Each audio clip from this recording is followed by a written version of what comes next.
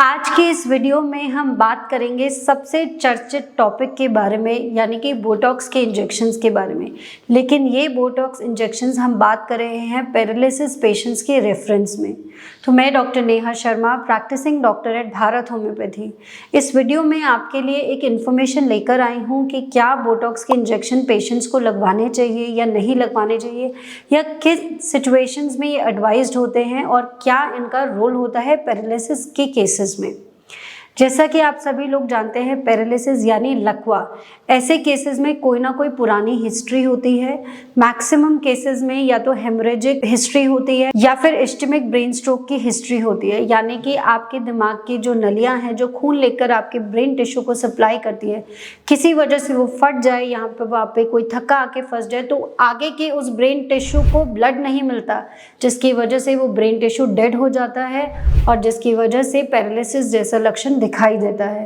Paralysis या तो पूरे पैरों में हो सकता है, दोनों हाथ और दोनों पैरों में, या फिर शरीर के आधे हिस्से में पैरालिसिस हो सकता है, जिसे हेमीप्लेजिया बोलते हैं। अब अगर पैरालिसिस के पेशेंट्स हैं और उनको जैसे ही पैरालिसिस की शिकायत होती है और अगर आपके अटेंडेंट्स हैं, फैमिली मेम्बर्स हैं, उसी समय पे सही तरीके से दवा लेना शुरू कर दिया, सही टारगेटेड और टेक्निकली करेक्ट एक्सरसाइजेज अगर आपने की हैं, तो आपके केस में रिकवरी आने के बहुत अच्छे चांसेस होते हैं, क्योंकि ब्रेन में रिकवरी लाने का अपने आप में एक फिनोमेना होता है जिसे न्यूरोप्लास्टिसिटी कहते हैं। लेकिन अगर किसी भी वजह से आपने उतने अच्छे से एक्सरसाइज नहीं की या आपकी डाइट उतनी अच्छी नहीं थी, जैसे डाइट में आपको प्रोटीन रिच, विटामिन डी और विटामिन B12 रिच खाना चाहिए, किसी भी वजह से अगर आपकी डाइट में एरर्स रहे हैं तो ये रिकवरी उतनी अच्छी नहीं होती है। कई बार हम ये देखते हैं कि पैरालिसिस के जो पेशेंट्स होते हैं उनके हाथ पैरों की सिचुएशन दो स्टेट्स में होती है, या तो कंप्लीट फ्लैसिड होते हैं यानी कि लटके हुए और रिलैक्स्ड हैं, मतलब ना मूव कर रहे हैं ना कुछ और कर रहे हैं और एकदम रिलैक्स्ड हैं।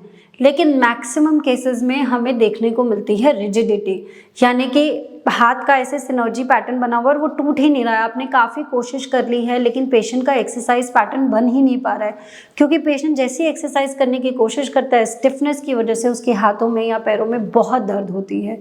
तो जब हम इस स्टिफनेस के पैटर्न को तोड़ना चाहते हैं, रिलैक्स करना चाहते हैं मसल्स को, तब हम बोटॉक्स के इंजेक्शंस आपको एडवाइस करते हैं। ये इंजेक्शंस 3 महीने में एक बार लगता है और ये सिर्फ और सिर्फ टेम्परेरीली रिलीफ के लिए होता है। इसके द्वारा पैरालिसिस का कोई परमानेंट इलाज नहीं किया जा सकता है। लेकिन कभी कभी ये इंजेक्शंस इंपॉर्टेंट हो जाते हैं, क्योंकि जब अगर एक्सरसाइज ही नहीं होगी, हाथों पैरों में मोबिलिटी ही नहीं आएगी, तो रिकवरी कैसे आएगी। बोटॉक्स एक टाइप का टॉक्सिन होता है जो कि बॉट्युलिनम नाम से एक स्पीशीज से बनता है। बॉट्युलिन टॉक्सिन होता है और ये क्या करता है कि आपकी मांसपेशियों को एकदम फ्लैसिड यानी कि रिलैक्स कर देता है। अगर आपने इंजेक्शन लगवाया और वो मांसपेशी आपकी रिलैक्स हो गई, फिर जब आप एक्सरसाइज करेंगे तो आपको उतना दर्द या फिर उतनी स्टिफनेस महसूस नहीं होगी। आपको एक विंडो पीरियड मिल जाती है कि उस ड्यूरेशन में आप एक्सरसाइज करें और अपने मांसपेशियों को खोलें या फिर उनमें थोड़ी जान डालने की कोशिश करें। आइडियली आपको एलोपैथिक डॉक्टर्स हर 3 महीने में ये इंजेक्शन एडवाइस करेंगे, लेकिन आप एक इंजेक्शन की डोज के बाद भी सही एक्सरसाइजेस करेंगे तो हो सकता है आपको दोबारा इस इंजेक्शन की ज़रूरत ना पड़े।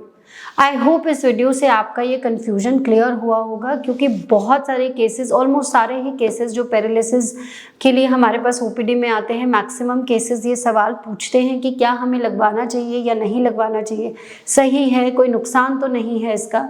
तो आपको कंडीशन को जज करना है। अगर कंप्लीट स्टिफनेस है और बिल्कुल हाथ पैर मूव नहीं हो पा रहे हैं और दर्द होता है हाथ पैर मूव करने में, तब आप ये लगवा सकते हैं।